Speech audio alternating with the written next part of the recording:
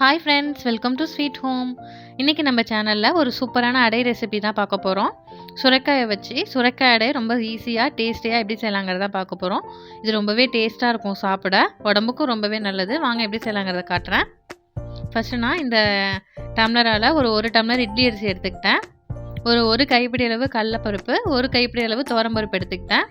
இது எல்லாத்தையும் நல்லா வாஷ் பண்ணிவிட்டு இதை ஊற வச்சிடலாம். இது ஒரு 4 மணி நேரம் ஊறணும். இது கூடவே காரத்துக்கு தேவையான அளவு காஞ்ச மிளகாவும் சேர்த்து ஊற வச்சிடலாம். அப்போ நம்ம அரைக்கிறதுக்கு ரொம்ப ஈஸியாக இருக்கும் ஊற வச்சிட்டோம்னா.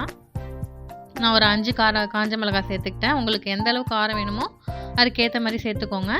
இப்போ நம்ம சொரக்காவை காம்பெல்லாம் கட் பண்ணிவிட்டு சொரக்காயோட தோலெல்லாம் சீவி நம்ம அரைக்கிறதுக்காக ரெடி பண்ணி வச்சுக்குவோம்.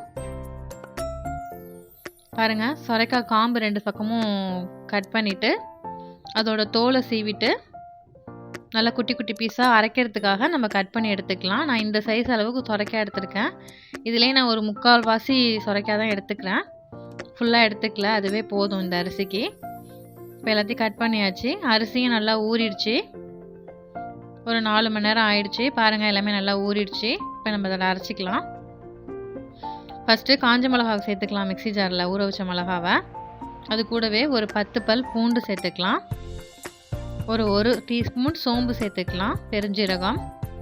இப்போ கட் பண்ணி வச்சுருக்கிற சொரக்காய் எல்லாத்தையும் இதில் சேர்த்துக்கலாம். சொரக்காய் எல்லாத்தையும் சேர்த்துட்டு சொரக்காவே தண்ணி விடும் அரைக்கும் போது, அரைப்படும் போது. அதனால் ரொம்ப தண்ணி சேர்க்க வேணாம். கொஞ்சமாக தண்ணி சேர்த்து நல்லா ஃபைன் பேஸ்ட்டாக அரைக்காமல் இந்த மாதிரி கொஞ்சம் நரன்னு அரைச்சி எடுத்து வந்துக்கலாம். ரொம்ப ஃபைன் பேஸ்ட்டாக அரைக்க வேண்டாம். இந்த மாதிரி நல்லா கொரன்னு அரைச்சி எடுத்து வந்துக்கலாம். இப்போ இதை ஒரு கிண்ணத்தில் மாற்றிட்டு நம்ம ஊற வச்சுருக்கிற அரிசியும் கடலைப்பருப்பு தோரப்பருப்பு எல்லாத்தையும் சேர்த்து அதையும் நல்லா அரைச்சி எடுத்து வந்துடலாம். இப்போ எல்லாத்தையும் சேர்த்தாச்சு. கொஞ்சமாக தண்ணி விட்டு இதையும் ரொம்ப ஃபைனாக அரைக்கக்கூடாது, கொஞ்சம் கொரப்பாக இருக்கணும். அப்போ தான் அரைக்க நல்லாயிருக்கும். இதையும் அந்த சொரக்காய் மிக்சரோட கலந்துட்டு இப்போ தேவையான அளவு உப்பு சேர்த்துக்கலாம், சால்ட்டு. நீங்கள் அரைக்கும் போதே சேர்க்குறீங்கன்னா கல் உப்பு சேர்த்து அரைச்சிக்கலாம். இல்லைன்னா அரைச்சி முடித்த பிறகு இந்த மாதிரி கொஞ்சமாக சால்ட் சேர்த்து எல்லாத்தையும் நல்லா மிக்ஸ் பண்ணிக்கலாம். இந்த கன்சிஸ்டன்சியில் இருக்கணும் மாவு. இப்போ இதில் ஒரு பெரிய சைஸ் வெங்காயத்தை நல்லா ஃபைனாக சாப் பண்ணி சேர்த்துக்கிட்டேன்.